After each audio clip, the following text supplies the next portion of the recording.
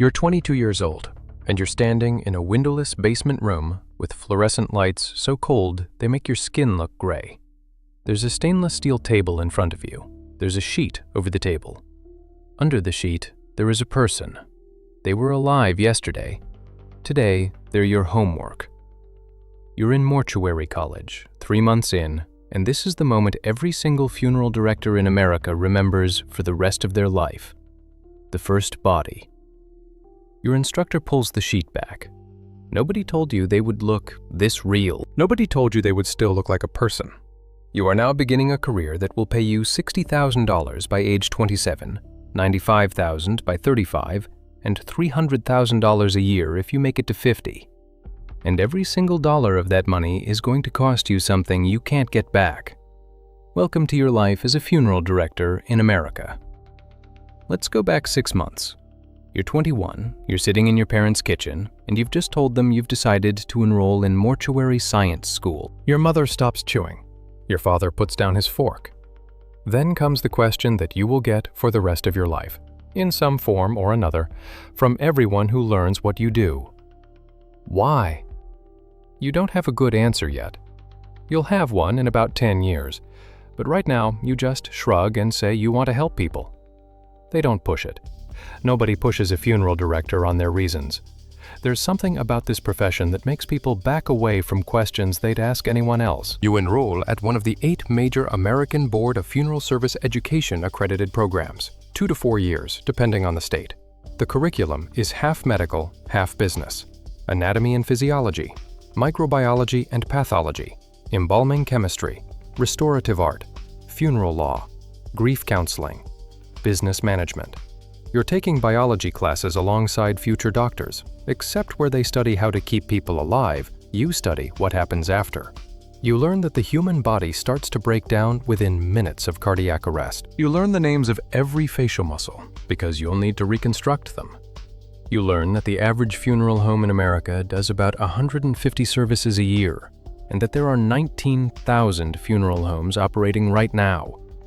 You learn that 2.8 million Americans died last year. Every single one of them passed through somebody's hands. Soon, some of them will pass through yours. You finish school at 23. Now comes the apprenticeship. 1 to 3 years, depending on the state, working under a licensed director. You're going to learn the actual work now, the work nobody talks about. The first thing you learn is that funeral homes do not own hearses for daily use. Hearses are for ceremonies. The actual work, picking up bodies, gets done in a windowless minivan with a discreet stretcher inside. You'll spend the next year of your life driving that minivan to hospitals, nursing homes, private residences, and occasionally scenes. A scene is anything that isn't a peaceful death, a car accident, a suicide, a heart attack on the front lawn. You will go to these places at 2 in the morning in your professional clothes, and you will be calm. You have to be calm. The family will be looking at you to decide how to feel. Your first removal call comes at 3 weeks into the apprenticeship. It's a woman in her 70s, died in her sleep at home. Her husband is sitting in the kitchen drinking coffee like it's a normal morning, because for 60 years it was. You and the senior director carry her down the hallway, past photographs of grandchildren, past a refrigerator covered in magnets, past a life. The husband doesn't watch. He just keeps stirring his coffee. You drive her back to the funeral home. The senior director shows you what comes next. Embalming. This is the part of the job that mortuary school taught you in theory, but theory is not the same as practice. The process takes 2 to 4 hours. You use a chemical called formaldehyde mixed with methanol and glutaraldehyde. You make a small incision in the carotid artery. You pump the embalming fluid in, and you let the blood drain out. The fluid replaces the blood, preserves the tissue, and stops decomposition. It also turns the skin a kind of artificial pink that in the right light looks healthy. That pink is a lie. But it's a lie that makes families feel better at the viewing. So you tell the lie with your hands. You learn the small tricks that nobody talks about. Eye caps, small plastic discs that go under the eyelids to keep them shut and shaped. A wire suture through the lower jaw and up through the nasal cavity to keep the mouth closed. If the mouth still won't stay closed, sometimes you use superglue. The industry calls these things aesthetic interventions. The rest of the world doesn't know they exist. 2 years in, you pass your state board exam. You're a licensed funeral director now. You're 25. You make about $48,000 a year. You're on call every other week, and you sleep with your phone next to your face. The first time you wake up at 4 in the morning to a death call, you sit on the edge of your bed and stare at the wall for a full minute before you can stand up. By year 3, you don't even notice. You just drive. This is the year you handle your first child case. Every funeral director in America remembers this one. The age varies. Sometimes it's an infant, sometimes a teenager, but the moment is always the same. You walk into the prep room, you see how small the body is, and something inside you decides that you are either going to break or you are going to learn how to put it down somewhere and walk away. Most directors learn to put it down. The ones who can't leave the profession within 5 years. The statistics on this are grim. Funeral directors have one of the highest suicide rates of any profession in the United States, roughly 5 times the national average. Alcoholism rates run about 3 times higher than the general population. Divorce rates hover around 50%. There are reasons. By 30, you've moved into arrangement work. This is the next level. The director who sits across the table from grieving families and walks them through the process. You'd think the hardest part would be the grief. It isn't. The hardest part is that you also have to sell them things. The American funeral industry runs on a service-based business model, which means the home you work for makes its money on caskets, urns, vaults, embalming fees, viewing rooms, and 100 small line items that together can add up to $12,000. Your job is to be compassionate, professional, and simultaneously a salesperson. You will sit with a 40-year-old woman who just lost her husband, and you will guide her toward the casket in the middle of the showroom, because the cheap ones are intentionally placed on the left, and the expensive ones on the right, and the middle one is where psychology says she will land. You know this. She doesn't. This is one of the small things that you will carry home with you at night. Around year 5, the first cracks show. Your relationship with the person you live with starts to suffer. They want to talk about their day. You can't talk about yours.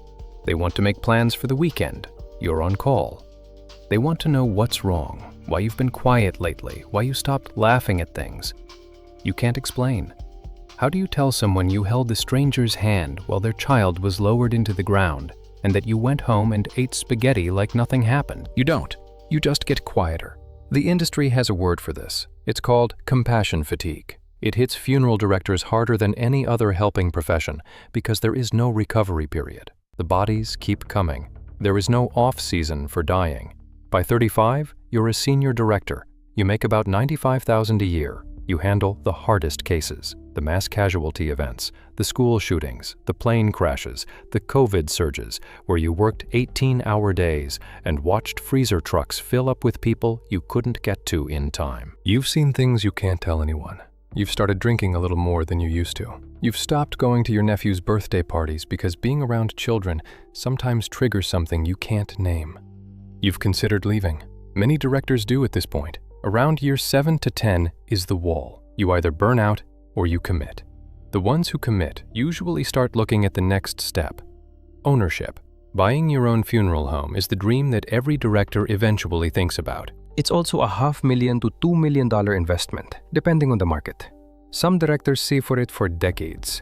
Others marry into a family business. Many American funeral homes are 6th-generation operations, passed down like heirlooms. A growing number get acquired by Service Corporation International, the corporate giant that now owns about 10% of all American funeral homes. SCI offers good money. Independent owners don't always sell. Owning a funeral home means working 7 days a week, indefinitely. But it also means you control the work. You hire the directors, you set the prices. You make decisions about which families to take, which cases to refuse, what to charge a grieving father who can't pay. You become responsible for the whole machine. And the profit margins, after expenses, run somewhere between 8 and 15%. On a good year, your funeral home clears $300,000. On a bad year, you lose money to staff turnover and unpaid family accounts. You're 50 now. You've been in this profession for 28 years. You have a few gray hairs, and you wear better suits than you used to. You drive a sensible car. Your children, if you have them, learned not to ask too many questions about your job. You have outlived several of your friends from mortuary school. 3 to suicide, 1 to liver failure, 2 who simply quit and moved to a different industry without telling anyone where. You yourself have considered every one of those exits at some point. You didn't take them. You stayed. And the question that started this whole story, the one your mother asked you across that kitchen table almost 30 years ago, that question you couldn't answer at 21, you can answer it now. The truth is, somebody has to do this job. Somebody has to be there at 3 in the morning when a man calls because his wife of 60 years just stopped breathing. Somebody has to wash the body of a teenager who shot themselves and make them look peaceful enough that their mother can say goodbye without seeing what they did. Somebody has to lie when they say he looks like he's just sleeping. Somebody has to carry the weight of the worst day in a stranger's life and carry it again the next day for somebody else, and again the day after that, and again for a lifetime. It is the most important invisible job in America, and almost nobody who isn't doing it knows what it actually costs the people who are. You're standing in your office now. The funeral home is yours. There's a family arriving in 20 minutes, and you're going to walk out there and tell them you're sorry for their loss, and you're going to mean it. Because by now meaning it is the only way you've stayed alive. You take a breath. You look in the mirror. You straighten your tie. The fluorescent lights in your office are the same ones from that basement room 28 years ago. You are a different person. You are the same person. You go to work. This is your life as a funeral director in America. Nobody asked you to do this. Nobody will ever fully thank you for it. But you'll be there every single time until the day somebody is standing in a basement room looking at your body, deciding whether they have what it takes to do this for a living. And maybe they will.